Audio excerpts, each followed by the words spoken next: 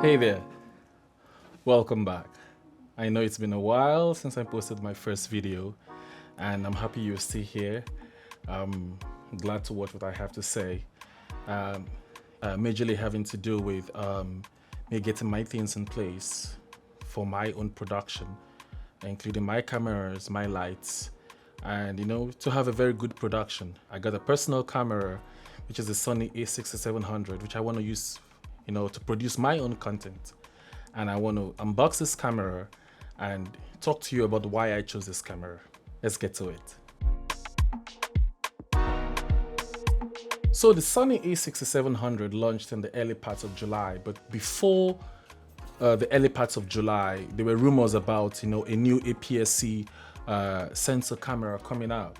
I've been a fan of the FX30 and I've wanted to always get the FX30. I decided to go for the Sony A6700 because of some particular things that the Sony A6700 had. I know that yes, that the FX30 is the beast when it comes to video, is the beast when it comes to cinema line, in the cheaper, how would I say, in the more budget-friendly line of cinema cameras. But I was looking for something more hybrid. And I actually made the decision of going with the FX30. I actually placed an order for the FX30. But then I saw that, the rumors for the Sony A6700 launching very soon was actually true. And I then canceled my order for the FX30. I was waiting for the refund immediately. And then I placed an order for the Sony A6700. But then I was conflicted because of the different issues and reports I was hearing about the Sony A6700. Majorly because of I was hearing all these reports about it overheating at 4K 120 when you're shooting at 4K 120. But that did not really bother me at all because I was not going to be shooting much more content in 4K 120. I'm a 4K 24 pixel, yes. 24 pixel, no, 24p. I am not a 30p, I'm not a 60p. 60p when I'm doing live streaming for churches, 30p when I'm doing live streaming for churches. But if I'm doing this kind of YouTube studio, content creation, I'm a 24p fan. And it also had, I was able to shoot in S-Log3, which I'm shooting on right now, S-Log3, and then be able to color grade my photos, which the same thing which the FX30 also had. So then I hopped on Twitter and I tweeted at one of our very favorite YouTubers, Sarah Dischi, and I hope I'm pronouncing it well, Sarah Dischi. Please forgive me if that sounds awful. Anyway, yes, and I was like, hey, I want to do content creation, but then I had of the Sony A6700, which is a very good hybrid camera. I can take photos with it. It has a rolling shutter, it has a mechanical shutter, and I could, take photos with it at the same time, having the same things I could do on the FX30. Yes, I know that the differences with the FX30 remains, which is that one major difference was the dual SD card slot, but I'm not shooting weddings, I'm not doing corporate work, you understand? So I reached out to her and then she was like, hey, what is your juice? What are you doing? And then I was like, hey, I just content creation. And then she said, go with the Sony A6700. You are not building any cinema line. And to be completely honest, that is true. I believe that this Sony A6700 answers a lot of questions for a lot of content creators out there. So let's unbox it. And as we unboxing, I'm going to tell you the major reason why then I decided to go ahead with the Sony A6700. So even when I had placed the pre-order for the Sony A6700, I had actually, a few days after, I canceled it on B&H because I was like, come on, like the FX30, when it's a beast, at that particular price range, and nothing can beat it at that particular price range. And I was like, I was so down to it. I was like, okay, probably when I have a little bit of money I have saved up over the months, I'm probably going to go look for something that is going to be photo eccentric. But that did not satisfy me because the same things I could do on the FX30 were the same things I could do on the Sony A6700. But I know that the FX30 did not have 4K 120. The Sony A6700 had the 4K 120, but then I was hearing reports of it overheating. But that wasn't much of my concern. Yes, the two SD card slots I'm not really concerned about the two SD card slots as I'm just doing content creation. And so far, I have worked with the FX6 or the FX9. I can't remember which one at the church. Majorly, I've worked with the Panasonic GH4, the GH5, the GH5S. I've worked with many Canon cameras, the 80D, the 90D, and I have not really had any. I've even worked with Sony ZV-E10. I've not had that report. I've not had that issue where a memory card failed on me. I'm using the Sony Tough. It's a very good card. It's 128 gigabytes I'm using, and I could shoot for the next 2 hours. And I've not really, so far in many of the productions I've had, even with camcorders at churches, you know, even the Canon camcorders that are like $2,000, $3,000, $4,000, that many of them, majority of them only have one SD card slot. I've not had that issue of an SD card slot failing. So, but I'm not doing professional work, which of course you want to have that redundancy.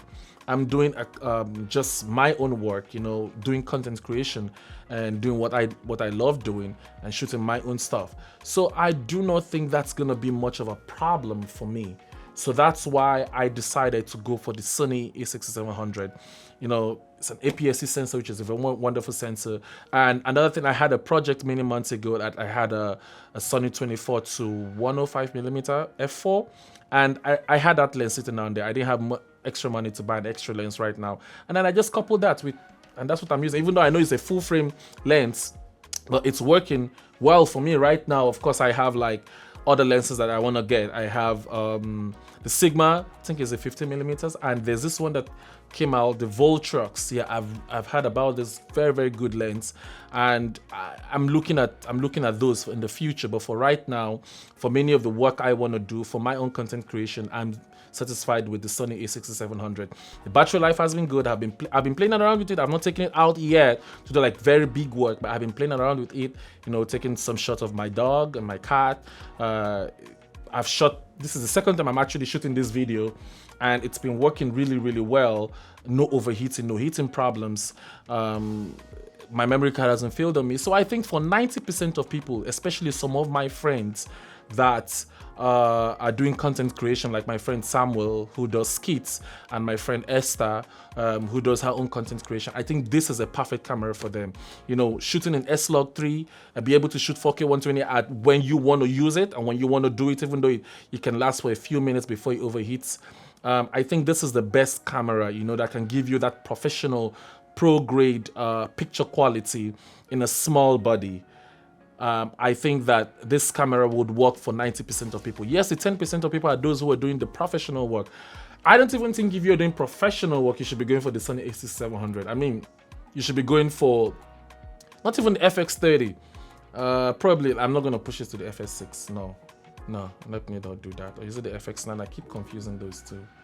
No, I'm not going to push it to that. Probably A7S3. Probably those cameras are the kind of cameras that you should be looking at if you're doing professional corporate work.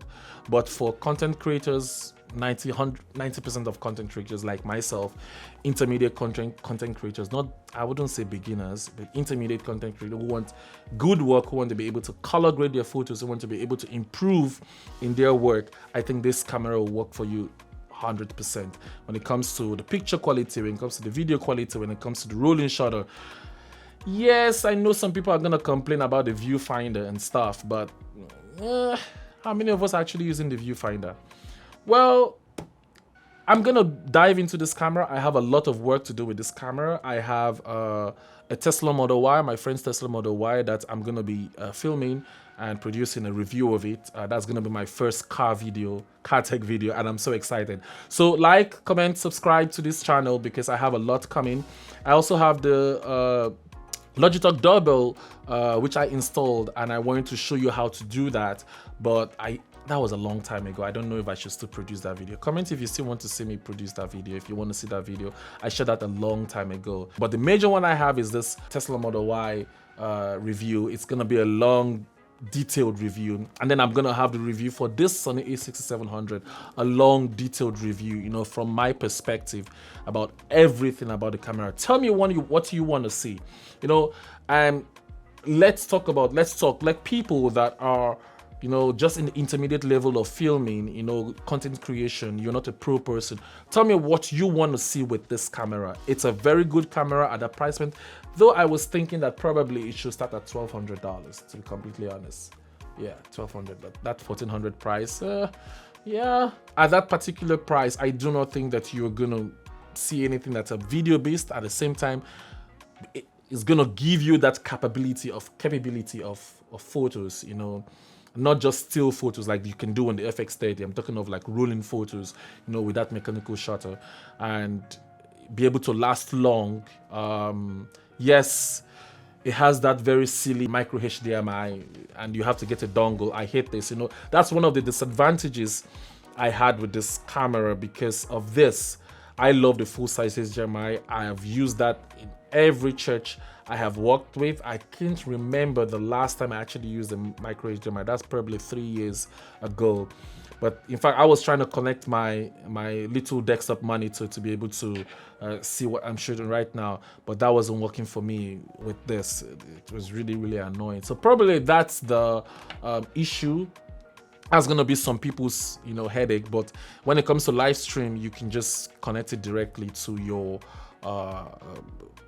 via USB-C. You charge it directly via USB-C. Like, comment, and subscribe. Tell me what you want to see. I'm going to do a detailed review of this camera. Tell me what you want to see also in the upcoming video, the Model Y. And it's going to take me a little bit of while because I want to do a very good work with this, with shooting that video. Everything about it, the costs, cost of ownership, the mileage, the electricity, the electric charging, owning an electric car, what it feels like owning an electric car. You're gonna be hearing from my friend's perspective because it's her car anyway, and she permitted me shooting the video. So thank you for that. Thank you very much for staying. See you in the next video.